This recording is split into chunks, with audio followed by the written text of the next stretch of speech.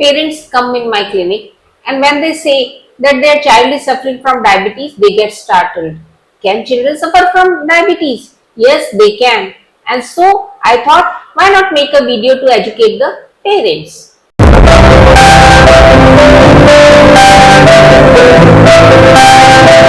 The percentage of diabetes in children is very small compared to adults, but the problem is it is increasing day by day because of the poor lifestyle choices, obesity, and family history of diabetes. Diabetes in children is a very much a misdiagnosed condition because of lack of suspicion even in clinicians, not only parents. So parents as well as clinicians should think about this condition and keep it in the back of their mind. There are two types of diabetes, type 1 and type 2. Type 1 is also called juvenile diabetes and it is mainly in children only.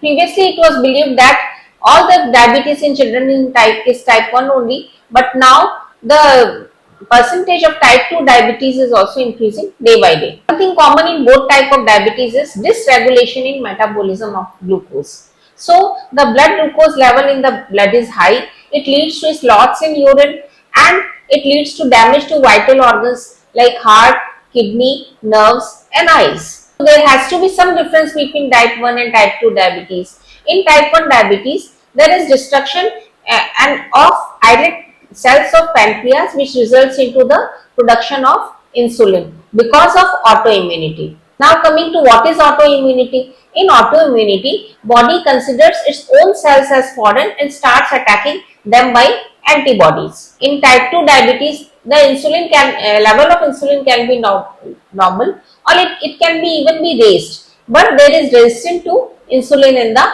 body.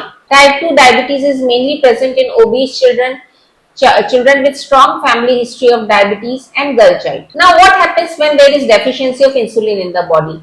Insulin does the important role of shifting glucose from blood to cells and resulting into utilization of glucose and production of energy. So if insulin is less in the body, the energy production is decreased, resulting into fatigue in the body. Now coming to what are clinical features of diabetes. Increased frequency of urination. You will notice that your child is who was visiting washroom previously every 3 to 4 hours is visiting it in every half an hour. If the child is on diapers, you will find that diapers are very heavy. The child who had become dry in the night starts bedwetting again. Second is excessive thirst or hunger. You will find that your child has started eating a lot, but in spite of that, child is always fatigued and weight is not increasing. In fact, sometimes it can decrease also. There can be changes in behavior or irritability and there can be blurring of vision. There can be repeated infections anywhere in the body. For instance, child may suffer from repeated UTI. If there is wound anywhere in the body, there is delay in wound healing. If child is suffering from any of these symptoms, kindly visit pediatric clinic. Get your child's blood sugar level checked.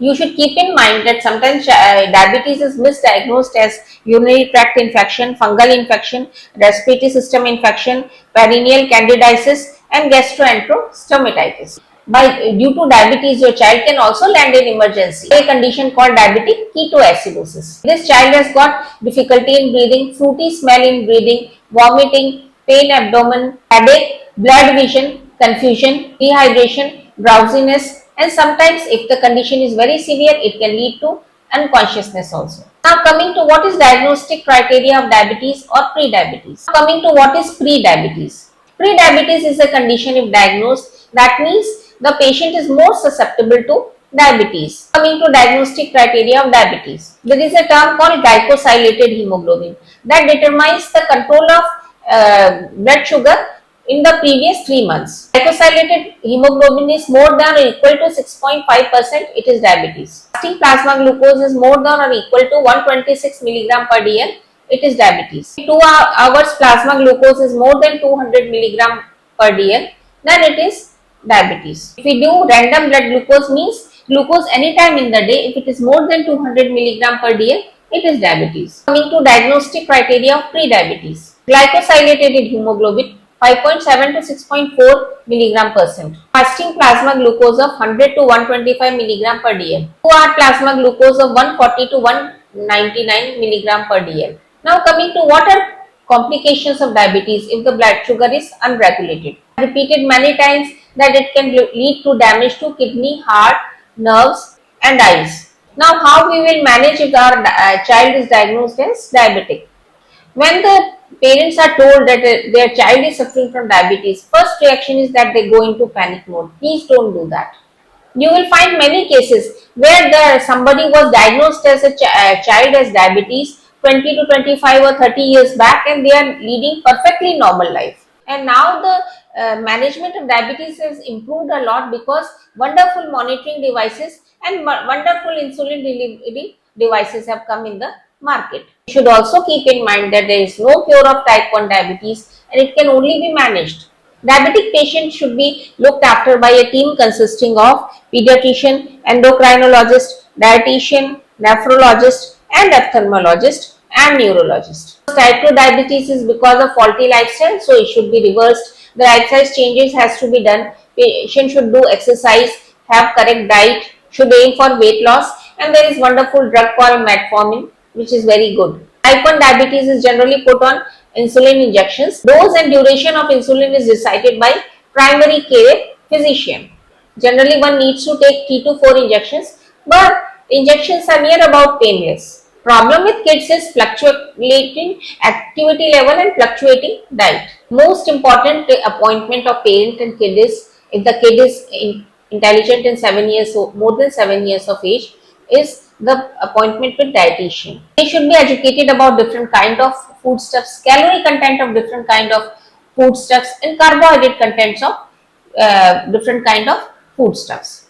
Children above 7 years of age have got wonderful fine motor skills and they can take the injections themselves and they can monitor their blood sugar also themselves. Blood sugar need to be monitored regularly and insulin level should be adjusted accordingly. It needs to be monitored every 6 months for any problem in kidney, nerves and eyes. Symptoms of hypoglycemia and hyperglycemia needs to be explained and patient needs to contact emergency in case of any such symptoms. Now coming to tips to keep the child safe. Child should always wear a medical ID bracelet which is informing about the disease. Child above 7 years of the age should be educated and explained about the disease. School authorities should also be informed about the disease and educated about the disease and when they should contact emergency immediately.